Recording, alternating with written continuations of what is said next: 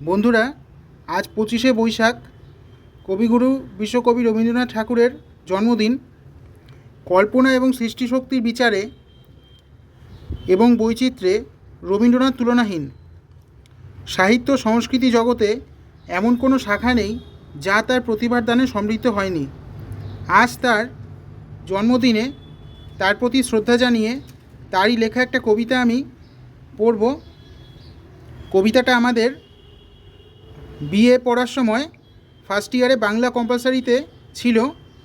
এটি ধ্বংস গল্পের অন্তর্গত। গল্পের শেষেই কবিতাটা দেয়া ছিল। কবিতাটা আমার খুব পছন্দ, আশা করি তোমাদেরও অনেকে পছন্দ হবে, তাই দেরি না করে আমি পড়ে দিচ্ছি।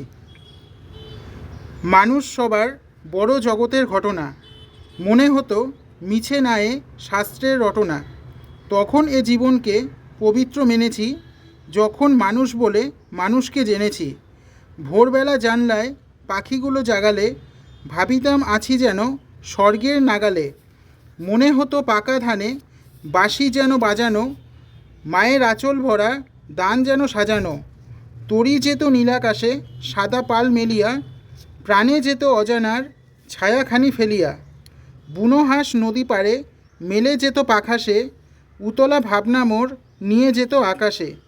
নদীর শুনেছি ধ্বনি কত রাত দুপুরে, অপসরি যেত যেন তাল রেখে নুপুরে। পুজোর বেজেছে বাঁশি ঘুম থেকে উঠিতেই, পূজায় পাড়ার হাওয়া ভরে যেত ছুটিতেই।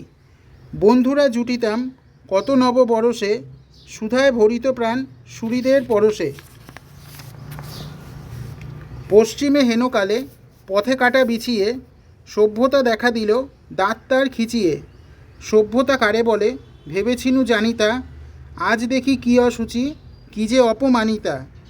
কলবল সম্বল সিভিলাইজেশনের, তার সবচেয়ে কাজ মানুষকে পেছনের।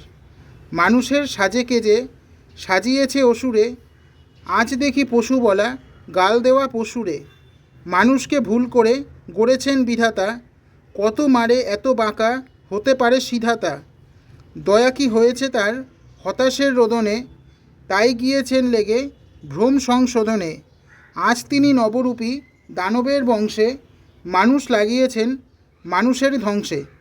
বন্ধুরা, রবি ঠাকুর যখন এই কবিতাটা লিখেছিলেন তখন যেমন কবিতাটা প্রাসঙ্গিক ছিল, আজকের দিনেও কিন্তু কবিতাটা একইভাবে প্রাসঙ্গিক। আজও আমরা যদি বহির্বিশ্বের দিকে তাকাই দেখতে পাবো সেখানেও ইরান, ইসরায়েল এবং অন্যান্য দেশগুলি যুদ্ধে জড়িয়ে পড়েছে এবং পাকিস্তানের সাথেও মাঝে মধ্যে ভারতের যুদ্ধজনিত পরিস্থিতি তৈরি হয়। তাই আজকের দিনেও কিন্তু এই কবিতার যথেষ্ট প্রাসঙ্গিক। যদি তোমাদের ভালো লাগে চ্যানেলটা সাবস্ক্রাইব করো আর একটা লাইক দিও। আজ আসি।